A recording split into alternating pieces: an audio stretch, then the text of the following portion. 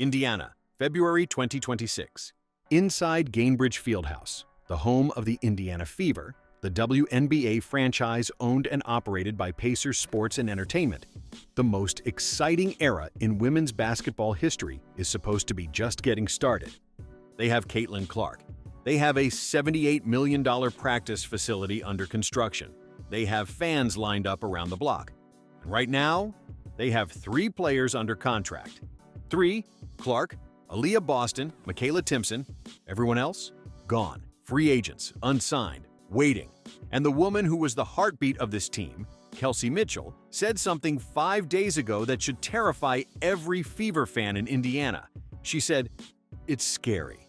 That's a direct quote. An 8-year veteran, a 3-time All-Star, using the word scary to describe her future with the team she's given everything to. So, what happened? How does the most exciting franchise in women's basketball end up here? 2 words, 1 year. 12 months ago, Indiana looked like a team on the rise. They had just hired Stephanie White as head coach, returning to the franchise for her second stint leading the team, and 3rd time overall with the organization she first joined as a player back in 2000. White was coming off back-to-back WNBA Coach of the Year consideration at Connecticut. She was the best hire available. General manager and COO Amber Cox went into free agency swinging. They signed DeWanna Bonner, 16-year veteran, 2-time champion. They brought back Natasha Howard, a former Defensive Player of the Year. They traded for Sophie Cunningham from Phoenix. They kept Kelsey Mitchell on a Supermax deal. ESPN called them free agency winners. WNBA.com put them on the list. But here's what nobody was saying loudly enough back then, and what everyone has to reckon with right now. Every single contract was 1 year. Bonner, 1 year. Howard, 1 year. Mitchell, 1 year. Cunningham, 1 year. Indiana didn't build a roster. They rented one. And the rental period just ended. To understand what's happening in Indiana right now, you have to understand who's been running this franchise for 40 years. Herb Simon is 91 years old. He's owned the Indiana Pacers, and through Pacers Sports and Entertainment, the Indiana Fever, since 1983. He co-founded the Simon Property Group with his brother Mel, one of the largest real estate empires in American history. Herb Simon is not broke. The man is a billionaire. But Pacers fans will tell you, there is a difference between having money and spending it, and Herb Simon spent decades proving that Indiana would not pay for what they didn't absolutely have to. This is a documented history. When Reggie Miller was the soul of that franchise in the 90s, when Indiana made 6 straight conference finals, they still couldn't pull the trigger on building something permanent. They let pieces walk. They patched rosters. They survived instead of thrived. The Fever were even worse. For most of the last decade, they were the doormat of the WNBA. Not because they lacked fans, not because Indianapolis doesn't love basketball, but because nobody in ownership was treating this team like a serious investment. Then something changed. In 2023, a man named Steven Rales acquired a 20% stake in the Indiana Pacers, which through Pacers Sports and Entertainment gives him a seat at the table for the Fever's future. Steven Rales is worth over $11 billion. He co-founded Danaher Corporation with his brother Mitchell, a global industrial and life sciences conglomerate that became one of the most successful acquisition machines in American business history. He also founded Indian Paintbrush, the film production company behind Wes Anderson's The Grand Budapest Hotel, Moonrise Kingdom, and the Oscar-winning short The Wonderful Story of Henry Sugar. Steven Rales doesn't dabble. He builds things that last. He didn't buy into the Pacers organization to sit on his hands. He bought in because he saw what Caitlin Clark was going to mean for this franchise, and he wanted to be part of it. But here's the problem. Rales is a minority owner. Herb Simon is still in charge of the checkbook. Now, to be fair, there is a legitimate reason why almost everyone in the WNBA signed 1-year deals last winter. The league's collective bargaining agreement was set to expire at the end of the 2025 season. Players wanted to stay flexible, to be positioned for a new deal that would finally pay them what the market was generating. That's smart. That's rational. But here's where Indiana's situation is different from every other team in the league. The 2026 WNBA season is the biggest expansion moment in the history of women's basketball. The Toronto Tempo and the Portland Fire are both entering the league this year, 2 brand new franchises, each hungry for players, each pulling from the same pool of free agents. There's an expansion draft, there's a stalled CBA, and most of the league's players are unsigned simultaneously for the first time ever. Most franchises going into this chaos have at least a committed core. Minnesota has stability, New York has continuity.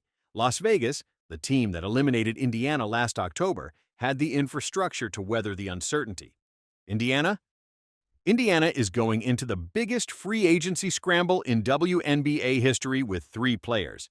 And the CBA, right now in February 2026, is still not signed. Nobody knows if there's going to be a lockout. Nobody knows when the season starts. And Kelsey Mitchell is sitting in Rhode Island playing 3-on-3 basketball, using the word scary. That is what happens when you rent instead of build. Here's the question nobody wants to ask out loud. If Herb Simon had been willing to offer longer-term commitments last winter, if he had said, "We want you here for 3 years, not 1, would any of these players have taken shorter money for more security? Would this roster look different right now? We don't know. And that's the point. Indiana never made those offers. Let's stop for a second and talk about what's at stake here. Because some people watching this might think Indiana's front office dilemma is just an inside baseball story. It's not. This is about one of the biggest commercial opportunities in women's sports history. Here's what Caitlin Clark has done to the WNBA's numbers. Before her rookie season in 2024, no WNBA game had averaged more than 1 million viewers since 2008.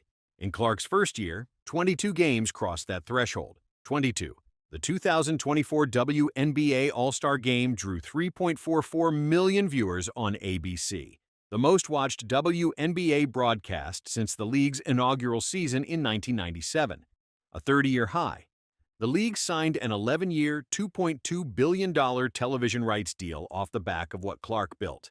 This is not a niche sport waiting to grow. This is a fully monetized commercial juggernaut.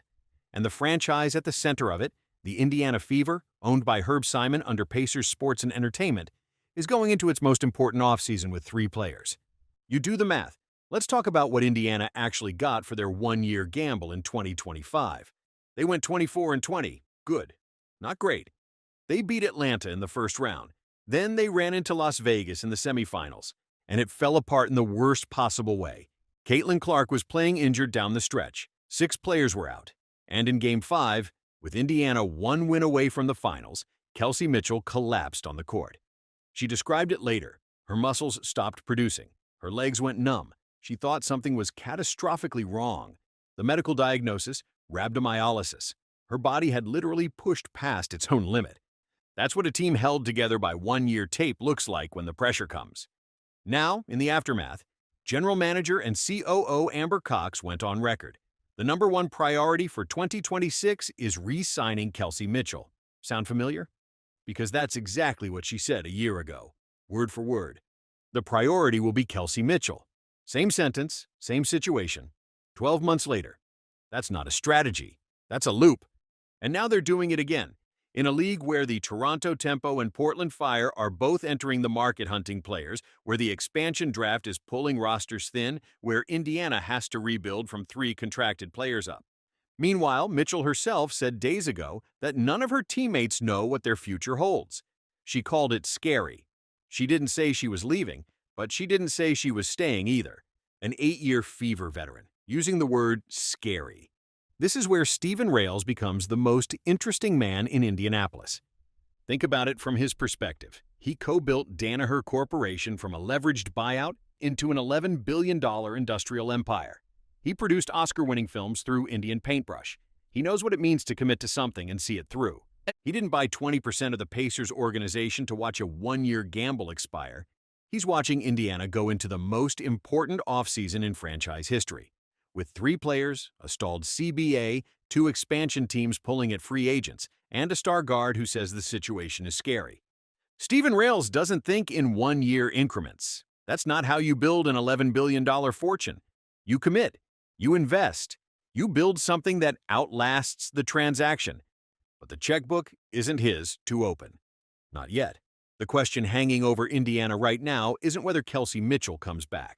The question is whether Herb Simon, at 89 years old, is finally ready to treat the Fever like the asset they've become under Caitlin Clark, or whether he's going to do what he's always done: patch it, rent it, survive it, and hope nobody notices. Inside Gainbridge Fieldhouse, home of the Indiana Fever, the most popular player in women's basketball history is waiting. Caitlin Clark, under contract, locked in, going nowhere.